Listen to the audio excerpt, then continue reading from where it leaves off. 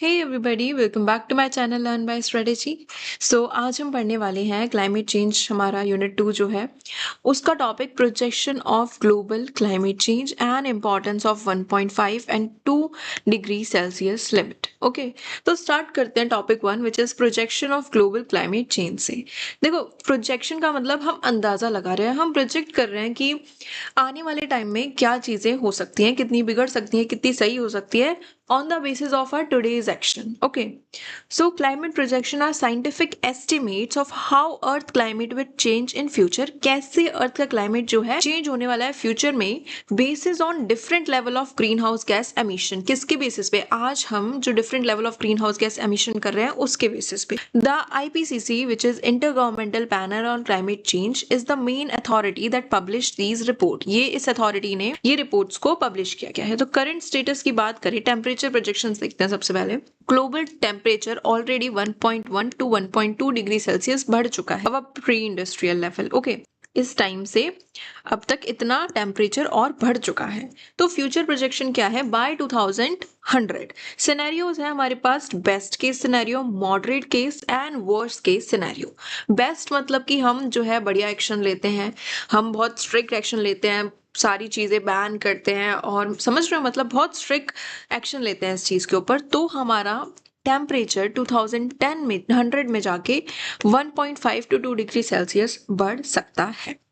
Moderate case मतलब कि हमने कुछ एक्शन लिए पर इतने ज्यादा सीरियसली नहीं लिया प्रॉब्लम को, कुछ कुछ एक्शन लिए, कुछ कुछ चीजें करी, ठीक है, कुछ कुछ एक्ट्स बना के सही कर लिया। तो हमारा टेम्परेचर जो है 2 degree Celsius to 3 degree Celsius तक बढ़ सकता है बाय 2100। ठीक है। वर्स्ट केस सिनेरियो इज कि हमने कुछ एक्शन ही नहीं लिया, जैसा चल रहा है वैसा चलने दिया। No action, business as usual, मतलब कि जैसा चल रहा है वैसे चलने दिया। तो हमारा temperature 4 degree Celsius to 5 degree Celsius या फिर इससे भी ज्यादा बढ़ सकता है। अब आपको लग रहा होगा कि इतना ही तो है, थोड़ा ही तो है, पर आपको पता है अगर हम बेस्ट केस भी फॉलो करेंगे ना, तो ये जो टेम्परेचर है ये बहुत ही ज्यादा हार्मफुल टेम्परेचर है। यही इसकी बात तो बाद में होगी, 2 3 4 5 तो बाद में, 2 डिग्री सेल्सियस भी हो गया ना अगर, तो हम बहुत दिक्कत में आ जाएंगे। ठीक है, समझते हैं कैसे। even +2 degree Celsius sound small but has massive consequences. The difference between, अब देखो 37 डिग्री सेल्सियस और 39 डिग्री सेल्सियस के फीवर में बहुत फर्क होता है, इट्स अ नॉर्मल, और इस पे बहुत ज्यादा हो जाता है। ऐसा ही अर्थ के साथ है। 1.5 है तो चलो ठीक है, हम सस्टेन कर रहे हैं, पर 2 डिग्री सेल्सियस हो गया ना तो बहुत ज्यादा कहेंगे हम, जैसे कि इंटेंसिटी, बहुत ज्यादा इंटेंसिटी में क्लाइमेट चेंज होगा। ठीक है, आर्टिक रीजन जो है हमारे वो 3 टाइम फास्टर वार्म होना शुरू कर जाएंगे, जिसको हम कहेंगे आर्टिक एम्प्लीफिकेशन। बेसिकली इसकी बर्फ बहुत जल्दी पिघलनी शुरू हो जाएगी। Urban area will experience urban heat island effect. आपको ये चीज तो पता होगी, जो अर्बन एरिया है वो ज्यादा गर्म रहता है as compare to rural area, तो ये और ज्यादा गर्म हो जाएंगे। इसको हम अर्बन हीट आइलैंड इफेक्ट कहते हैं। ओके, नाउ रेनफॉल प्रेडिक्शंस की बात करें, ये तो हमने टेम्परेचर प्रेडिक्ट कर लिया। रेनफॉल में क्या चेंजेस आएंगे?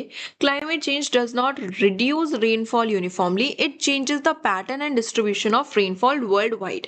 कम नहीं होगी रेनफॉल, उसका पैटर्न डिस्टर्ब हो जाएगा पूरी जगह। कैसे? जो वेट रीजन है वो और वेट हो जाएंगे, जहां पे बहुत ज्यादा बारिश आती है वहां पे फ्लड आने लग जाएंगे। ठीक है, ट्रॉपिकल रीजन जो इक्वेटर के पास होते हैं ना, and high altitude regions near poles will receive more rainfall. More intense monsoon in South and Southeast Asia में बहुत ही ज्यादा इंटेंस मानसून देखने को मिलेगा। Increase flooding in already flood prone area, जो ऐसे एरिया है जहाँ पे पहले से ही बहुत ज्यादा बाढ़ आती है वहां पे और ज्यादा बाढ़ आने लगेगी चीजें। ठीक है, तो जो वेट एरियाज हैं, वेट रीजन है, वो और ज्यादा वेट हो जाएंगे, और ज्यादा खराब हो जाएंगे। Dry region will get dryer, और जो सूखा पड़ा है वो और ज्यादा सूखा पड़ जाएगा। इसको हम, इसी चीज को तो हम कहते हैं कि इंटेंस इफेक्ट होने लग जाएंगे, हर चीज इंटेंस में होने लग जाएगी, बहुत ज्यादा होने लग जाएगी। जो सब ट्रॉपिकल रीजन है जैसे southern Africa, parts of Austria, will receive less rainfall, वो बहुत कम रेनफॉल रिसीव करेंगे। सूखा ज्यादा होने लग जाएगा, बहुत इंटेंसिटी में होने लग जाएगा। Water scarcity will worsen for million of people, पानी की कमी हो जाएगी for millions of people. Change in rainfall pattern, rainfall will become more unpredictable and seasonal. मतलब कि पहले हम प्रेडिक्ट करते थे भाई जून जुलाई में बारिश होती है, अब ऐसा नहीं है। ये चीज आपको अभी से देखने को मिल रही है, मई में बारिश हो रही है यार इंडिया में। ठीक है, तो रेनफॉल बहुत अनप्रेडिक्टेबल हो जाएगी। Longer dry spells followed by sudden heavy downfalls, बहुत सूखा पड़ जाएगा या फिर बहुत ज्यादा बारिश आ जाएगी, फ्लड आ जाएगी। Snow and ice will melt earlier in springs, जो स्नो आइस का मेल्टिंग टाइम होता है उससे पहले ही मेल्ट करना शुरू कर जाएंगे। वाटर रिवर फ्लो को अफेक्ट करेगा, अभी मेल्ट करके कहाँ जाएगा ये पानी, रिवर्स में ही तो जाएगा, उनका सी लेवल राइज हो जाएगा। Glacier retreat will reduce fresh water availability in long terms. Glaciers है, हमें पता है हमारा fresh water, mostly fresh water कहाँ पे है, ग्लेशियर्स में है, वो मेल्ट होके कहाँ चले जाएगा, सॉल्ट वाटर में मिक्स हो जाएगा। फ्रेश वाटर सॉल्ट वाटर में मिक्स हो जाएगा और हमारा फ्रेश वाटर अवेबिलिटी लूज हो जाएगा, रिड्यूस हो जाएगा इन लॉन्ग टर्म। ठीक है, तो मेन फ्रेज यही है कि जो वेट है, जहां ऑलरेडी फ्लड आ रहा है वहां पे और ज्यादा आएगा, जहां सूखा है वो और सूखा पड़ जाएगा, सिंपल। ठीक है, क्लाइमेट वेरिएबिलिटी मतलब कि climate variability refers to variation in climate that occur over month, season, year और decades beyond the individual weather event। ऐसे ही variations climate में जो monthly basis पे या seasonal basis पे होती हैं। तो climate change increase the natural variability of climate system, जैसे एल नीनो और ला नीनो इफेक्ट्स होते हैं, इवेंट्स होते हैं, राइट। तो ये बहुत ज़्यादा फ्रीक्वेंट और बहुत ज़्यादा इंटेंस होने लगेंगे। El Nino cause drought in South Asia, Austria and flood in South America. और ला नीना का अपोजिट इफेक्ट होता है, इससे क्या होता है, जो हमारी ये बेसिकली ना ओशन करंट से रिलेटेड है, हवा जिस साइड चल रही है ओशन करंट वो वहाँ लेके वैसे जा रहा है। तो बेसिकली ला लीनो में क्या होता है, जो हमारा साउथ एशिया और ऑस्ट्रिया वाली साइड है वो सूखी, उस टाइम पे सूखा आ जाता है और साउथ अमेरिका में फ्लड आने के चांसेस होते हैं। ला लीना का अपोजिट इफेक्ट होता है कि साउथ एशिया में फ्लड आने के चांसेस होते हैं और साउथ अमेरिका में सूखा पड़ जाता है। ठीक है, तो ये जो इफेक्ट्स हैं ये और इंटेंसिटी में होंगे। Indian ocean dipole IOD events will also become more erratic, direct affecting Indian monsoon. ठीक है, inter annual variability, year two year difference in climate will increase, making farming, water planning and disaster preparedness harder.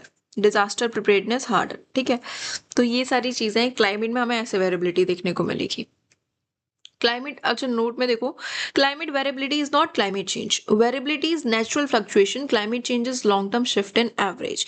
ये natural fluctuation होता है, ये पहले भी होता था अब भी होगा, पर इंटेंसिटी बढ़ जाएगी और ज्यादा इंटेंसिटी में होगा। ठीक है, extreme event, one of the most dangerous outcome of climate change is increase in frequency, intensity and duration of extreme weather events.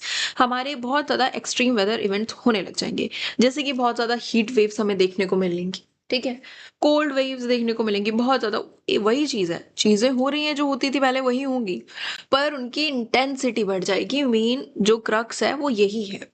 Heavy rainfall होगा, हैवी फ्लड होगा, ड्रॉट पड़ेगा तो बहुत ज्यादा ड्रॉट पड़ जाएगा। ठीक है, ट्रॉपिकल साइक्लोन्स आएंगे, कम आएंगे पर जो आएंगे वो बहुत इंटेंस होंगे।